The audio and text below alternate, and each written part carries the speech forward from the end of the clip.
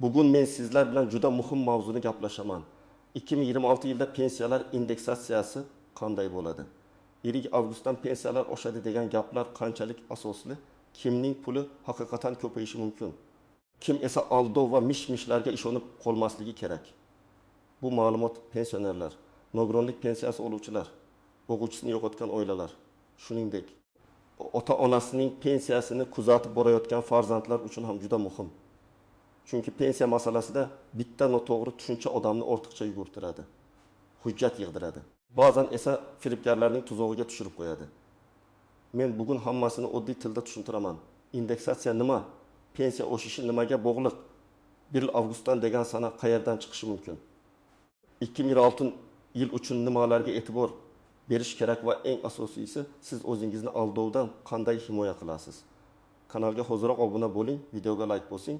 Chunki bunday mavzularda aniq va tushunarli ma'lumot har bir oilaga kerak bo'ladi. Avvalo, pensiya oshish haqida gap ketganda odamlar ko'pincha 3 ta narsani aralashtirib yuboradi. Birinchisi umumiy indeksatsiya. Bu davlat tomonidan pensiyalar, nafaqalar yoki ayrim ijtimoiy to'lovlar miqdorini oshirish bo'yicha qabul qilinadigan qaror. Ikkinchisi shaxsiy qayta hisob-kitob. Masalan, odam avval taqdim qilmagan ish staji, ish haqi bo'yicha ma'lumotnoma yoki boshqa hujjatni olib kelsa, uning pensiyasi alohida qayta hisoblanishi mumkin. Uchinchisi esa mish-mish yoki reklama. Hamma pensionerga falon pul qo'shiladi. 1 avgustdan hamma 2 barobar oladi. Hujjat topshirsangiz qo'shimcha pul chiqarib beramiz degan gaplarning hammasi ham rasmiy haqiqat bo'lavermaydi. Oldin ham shunday bo'lgan. Pensiyalar odatda iqtisodiy vaziyat, inflyatsiya, byudjet imkoniyati, eng kam pensiya va bazaviy hisoblash miqdorlariga qarab oshirilgan. Lekin har safar oshish bir xil bo'lmagan. Ba'zan foiz ko'rinishida oshiriladi.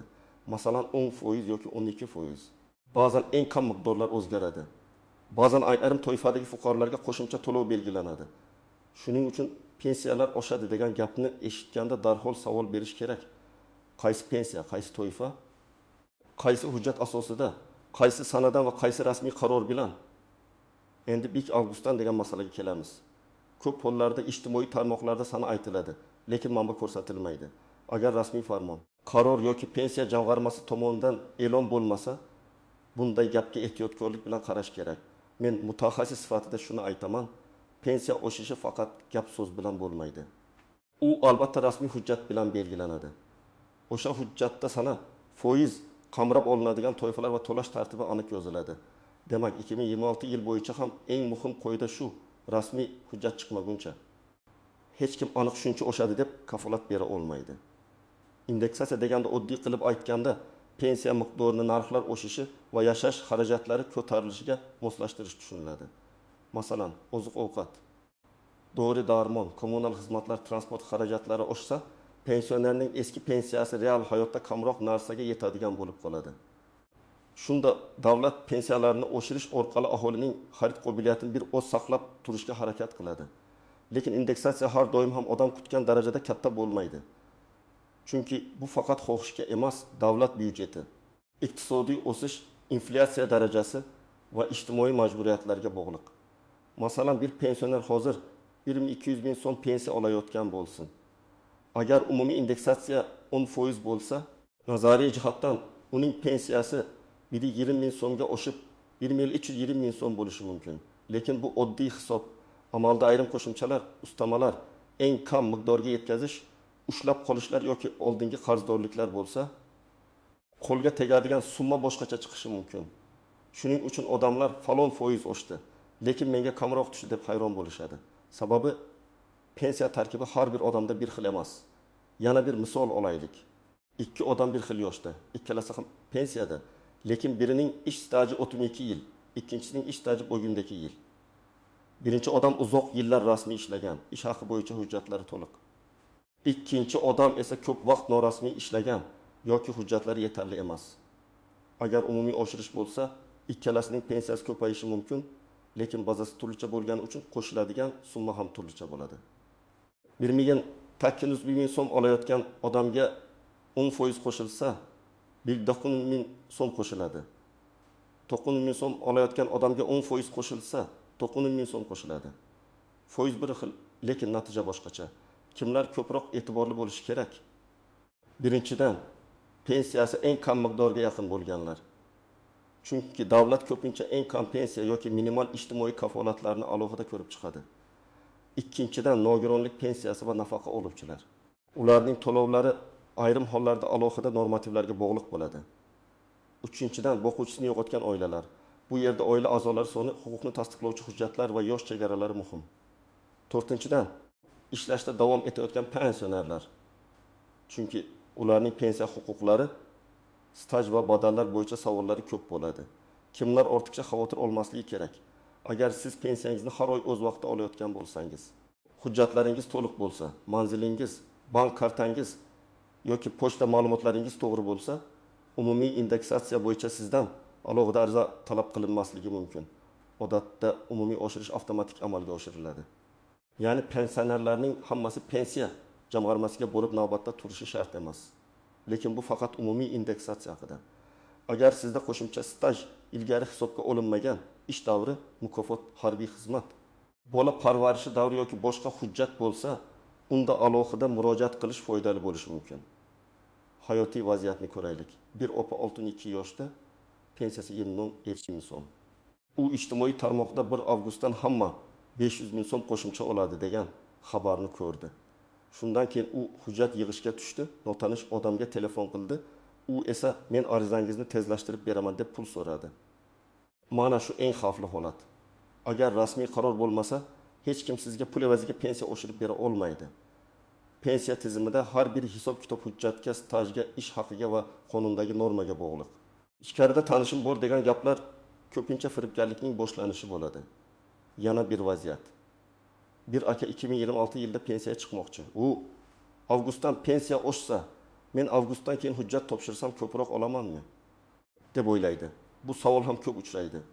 Pensiya miqdori faqat topshirilgan sana bilan emas, ish staji, o'rtacha ish haqi, badallar, yosh va amaldagi hisoblash tartibi bilan belgilanadi. Agar qonunchilikda o'zgarish bo'lsa, albatta ta'sir qilishi mumkin. Lekin faqat mish-mishga qarab pensiyaga chiqishni kechiktirish to'g'ri emas. Bunday holatda pensiya jamg'armasiga borib undan maslahat olish, kerakli hujjatlarni tekshirish va rasmiy javob olish kerak. Endi eng ko'p tushunmovchilik tug'diradigan jihatlarga o'tamiz. Birinchi nozik masala. Pensiya oshishi har doim ham bir xil sanada qo'lga tegmaydi. Masalan, qaror yil avgustdan kuchga kirsa ham, to'lov texnik jihatdan bank yoki pochta jadvaliga qarab bir necha kun farq bilan tushishi mumkin.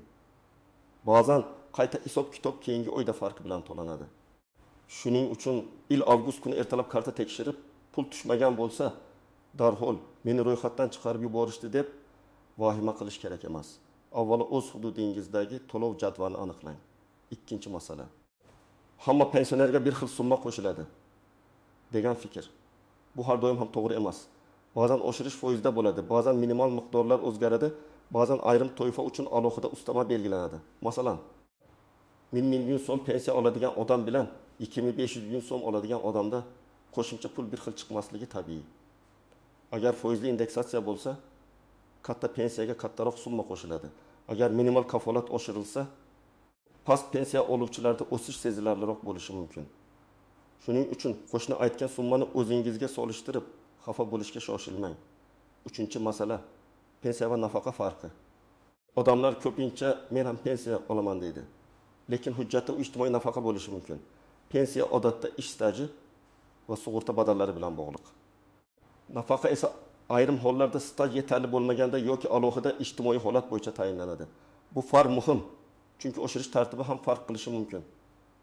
Masalan, yoshga doir pensiya, nogironlik pensiyasi, boquvchisini yo'qotganlik pensiyasi va ijtimoiy nafaqalar bir xil formula bilan ko'tarilmasligi mumkin. Shuning uchun siz avvalo o'zingiz qaysi turdagi to'lov olayotganingizni aniq bilishingiz kerak. To'rtinchi masala, hujjatlar masalasi.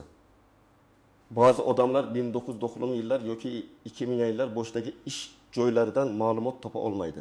Korxona yopilgan, arxivga topshirilgan yoki nomi o'zgargan bo'lishi mumkin. Bunday holatda pensiya kamroq chiqishi ehtimoli bor.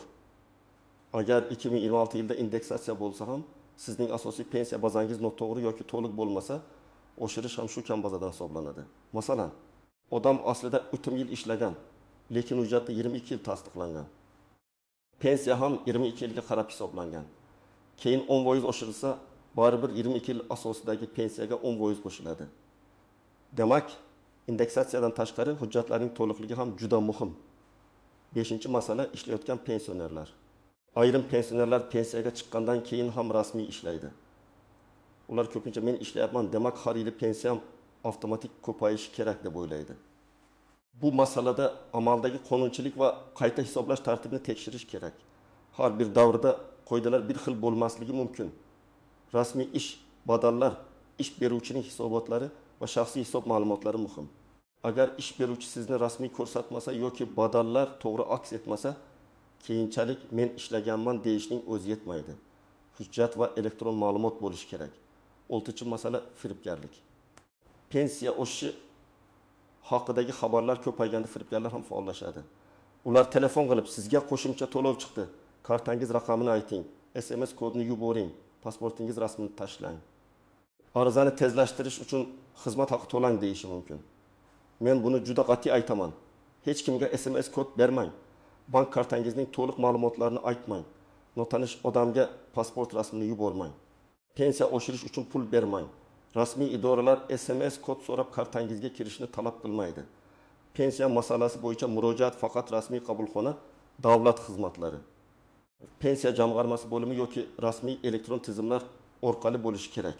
7-masala 2026 yilda aniq falon foiz bo'ladi degan bashoratlar. Men ekspert sifatida prognoz haqida gapirishim mumkin, lekin prognoz bilan rasmiy qaror boshqa narsa. Inflyatsiya yuqori bo'lsa, indeksatsiya ehtiyoji oshadi. Byudjet daromadlari yaxshi bo'lsa, ijtimoiy to'lovlarni oshirish imkoniyati kengayadi. Lekin yakuniy qaror iqtisodiy hisob-kitoblar, davlat dasturlari va rasmiy hujjatlar bilan belgilanadi. Shuning uchun har qanday video, post yoki kanal 100% aniq desa, siz undan hujjat so'rang. Qaror raqami qani, sana qani, rasmiy manba qani? Endi siz nima qilishingiz kerakligini aniq aytaman. Birinchi qadam, o'zingiz olayotgan to'lov turini aniqlang. Siz yoshga doir pensiya olyapsizmi? Nogironlik pensiyasimi? O'quvchisini yo'qotganlik pensiyasimi yoki ijtimoiy nafaqami? Buni pensiya hujjatlaridan, bank to'lov ma'lumotidan yoki pensiya jamg'armasidagi shaxsiy ma'lumotlardan bilish mumkin. To'lov turi aniq bo'lmasa, oshirish tartibini ham to'g'ri tushunish qiyin. Ikkinchi qadam. Pensiyangiz tarkibini bilib oling. Faqat menga 1300 ming so'm tushyapti deb yurish yetarli emas. Asosiy pensiya qancha, ustama bormi, kompensatsiya bormi, qarzdorlik ushlab qo'linmayaptimi, bank yoki aliment. Ijro hujjati bo'yicha chegirma bormi? Shularni aniqlash kerak. Chunki ba'zan odam pensiya oshmagan deb o'ylaydi, aslida oshgan bo'ladi. Lekin boshqa ushlab qolish yoki oldingi farq hisobiga qo'lga tegadigan summa o'zgarmagandek ko'rinadi. 3-qadam, ish stajingizni tekshiring. Ayniqsa pensiyasi kam chiqqan odamlar uchun bu juda muhim. Mehnat daftarchangiz, arxiv ma'lumotnomalaringiz, sobiq ish joylaringizdan olingan tasdiqlar, harbiy xizmat hujjati, o'qish davri yoki qonunchilikda hisobga olinadigan boshqa davrlar bo'lsa, ularni tartibga keltiring.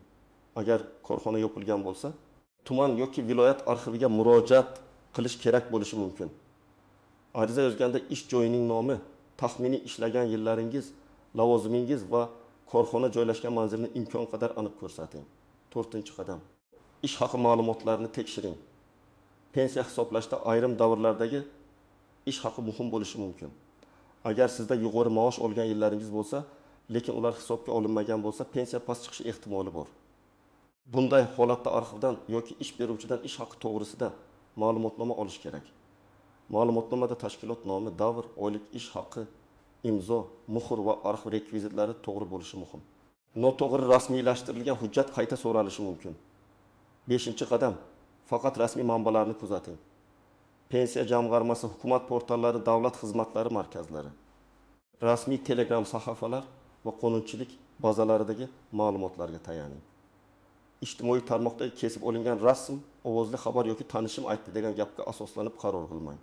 Agar 1 avgustdan yoki 2026 yilining boshqa sanasidan pensiya oshishi bo'yicha rasmiy hujjat chiqsa, unda hamma asosiy shartlar yoziladi. Siz aynan o'sha hujjatga qarab harakat qilishingiz kerak. 6-qadam. Murojaat qilishni bilib oling. Agar pensiyangiz noto'g'ri hisoblangan deb o'ylasangiz, avvalo hududingizdagi pensiya jamg'armasi bo'limiga yozma yoki elektron murojaat qiling. Murojaatda pensiyamni tekshirib bering deb umumiy yozishdan ko'ra, aniqroq yozing. Qaysi ish davri hisobga olinmagan, qaysi hujjatni qo'shmoqchisiz, qaysi sanadan qayta hisoblash so'rayapsiz. Ilova qilayotgan hujjatlaringiz nimalardan iborat? Murojaat nusxasini o'zingizda saqlang. Agar davlat xizmatlari orqali topshirsangiz, ariza raqamini yozib oling. 7-qadam javobni kuting va yozma javob talab qiling. Og'zaki gap ko'pincha keyin isbot bo'lmaydi. Sizga bo'lmaydi deyishsa, nima uchun bo'lmasligini yozma tushuntirishlarni so'rang. Balki hujjat yetishmayotgandir. Balki siz aytayotgan davr qonun bo'yicha stajga kirmas. Balki arxiv ma'lumoti noto'g'ri rasmiylashtirilgandir. Yozma javob bo'lsa, keyingi bosqichda yuqori tashkilotga yoki sudga murojaat qilish imkoniyati bo'ladi. Men har doim shuni maslahat beraman. Pensiya masalasida hissiyot bilan emas, hujjat bilan harakat qiling. 8-qadam, oilangizdagi keksa insonlarga yordam bering. Ko'p ota-onalarimiz telefon orqali kelgan xabarlarga ishonuvchan bo'lishadi. Ular pensiyangiz oshdi, kodni ayting deyishsa, vahima qilib ma'lumot berib yuborishi mumkin. Farzandlar ota-onasiga tushuntirsin. Hech kimga SMS kod aytilmaydi, karta rasmi yuborilmaydi, pasport ma'lumoti notanish odamga berilmaydi. Agar haqiqatan ham pensiya bo'yicha savol bo'lsa, birga rasmiy idoraga boring yoki rasmiy telefon raqamiga qo'ng'iroq qiling. 9-qadam, 2026 yilga tayyorgarlikni hozirdan boshlang. Pensiyaga chiqishga yaqin bo'lganlar mehnat daftarchasini, pasportini, diplomini, harbiy biletini, nikoh yoki familiya o'zgargan bo'lsa tegishli hujjatlarni, ish haqi ma'lumotnomalarini oldindan tartibga keltirsin. Ayollar uchun familiya o'zgarishi juda muhim. Masalan, mehnat daftarchasida bir familiya, pasportda boshqa familiya bo'lsa, nikoh guvohnomasi yoki familiya o'zgarganini tasdiqlovchi hujjat kerak bo'ladi. Bitta hujjat yetishmagani uchun pensiya tayinlash cho'zilib ketishi mumkin. 10-qadam. Qo'shnining hisobiga qarab xulosa chiqarmang. Har bir pensiya alohida tarixga ega. Kimdir zararli mehnat sharoitida ishlagan, kimdir uzoq stajga ega, kimdir yuqori maosh olgan, kimdir hujjatlarni to'liq taqdim qilgan. Shuning uchun u mendan ko'p olyapti, demak menga adolatsizlik bo'lyapti deyishdan oldin o'z hisobingizni rasmiy tekshirtiring. Balki haqiqatan ham xatolik bordir. Balki farq qonuniy asosga egadir. Buni faqat hujjat va hisob-kitob orqali bilish mumkin. Demak, 2026 yil indeksatsiyasi va 1 avgustdan pensiyalar oshadi degan gaplar bo'yicha eng muhim xulosa shunday. Rasmiy qaror bo'lmasa aniq foiz, aniq summa va aniq sana haqida kafolatli gapirish mumkin emas. Pensiya oshishi bo'lsa, u rasmiy hujjat asosida amalga oshiriladi. Umumiy indeksatsiya odatda avtomatik bo'ladi. Lekin shaxsiy qayta hisob-kitob uchun sizdan hujjat va ariza talab qilinishi mumkin. Eng katta xavf esa mish-mishlarga ishonib, firibgarlarga shaxsiy ma'lumot yoki pul berib qo'yishdir. Men sizga maslahat beraman. Pensiyangiz turini aniqlang. Staj va ish haqi hujjatlaringizni tekshiring. Rasmiy manbalarni kuzating. Kerak bo'lsa yozma murojaat qiling va hech qachon notanish odamlarga SMS kod, karta ma'lumoti yoki pasport rasmini yubormang. Pensiya bu har bir insonning yillar davomida qilgan mehnati bilan bog'liq huquqi. Uni himoya qilish uchun shoshilmasdan, lekin qat'iy va hujjat asosida harakat qilish kerak. Sizning hududingizda ham 1 avgustdan pensiya oshadi degan xabarlar tarqayaptimi? Sizning pensiyangizda ilgari qayta hisob-kitob bo'lganmi yoki hujjat yetishmagan uchun muammo chiqqanmi? Fikringizni izohlarda yozib qoldiring. Videoga like bosing, kanalga obuna bo'ling va yaqinlaringizga ham yuboring. Chunki bu ma'lumot har bir pensioner va har bir oilaga kerak bo'lishi mumkin.